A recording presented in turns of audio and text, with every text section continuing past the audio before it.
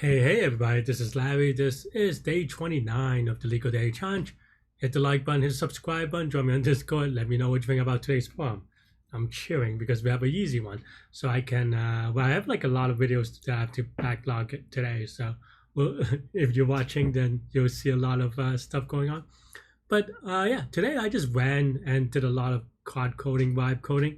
I'll update that when when it's more further along. I actually did the hardest part, honestly. I don't know if y'all know this or if you even care about these random stories. Is that the hardest part is that App Store keeps on rejecting it, going back and forth about like, hey, you need to.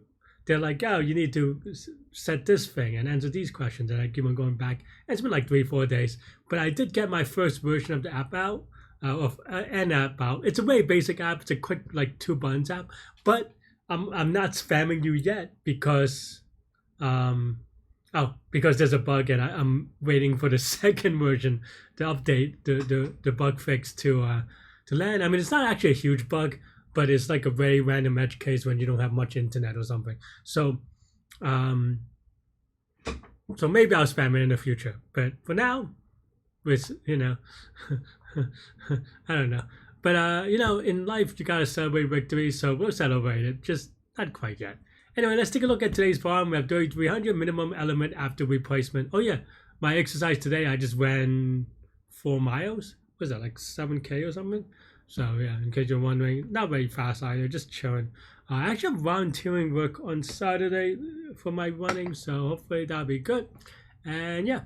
Anyway, let's take a look. We have 3,300 minimum element after replacement with digit sum. It's easy. You're given an integer array nums. You replace each element in nums with the sum of its digit. Return the minimum element in nums after all replacements. Okay, I mean, that seems pretty straightforward. And usually I write it, I don't know how I usually write it, but let's just write it out. Right? We have a digit sum, we have a number x, right? So then total is equal to 0, while x is greater than 0.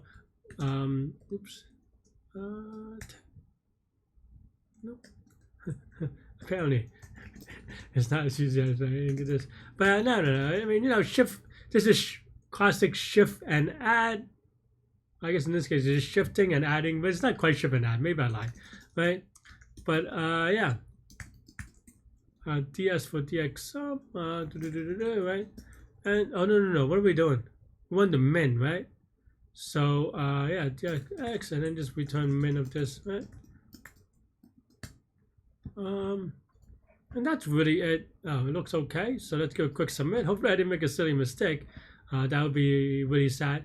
This is going to be linear time, right? For obvious linear reasons, but more linear than you would think. Because this is also linear in the sense that, maybe you have this for loop and you're like, well, doesn't this while loop make it not linear? And the thing is that the input size, if you want to be really precise, is the number of total digits in nums, kind of. I say kind of because it is technically true in the big O sense, in that it is base 10 instead of base 2, but it's roughly right? I mean, it's off by constant, which gets hidden by big O, right? So yeah, so that's basically it. And then, yeah. That's really basically it. I don't really have much more to say. Yeah, so this is linear time, constant. Oh, what? Yeah, constant space. We have like 2 variables and I don't know, more variables, and that's it. That's all I have for this one. I mean, it is easy after all. I just chatted a lot, and I don't know what I'm doing. But yeah, stay good, stay healthy to your mental health. I'll see y'all later and take care. Bye bye.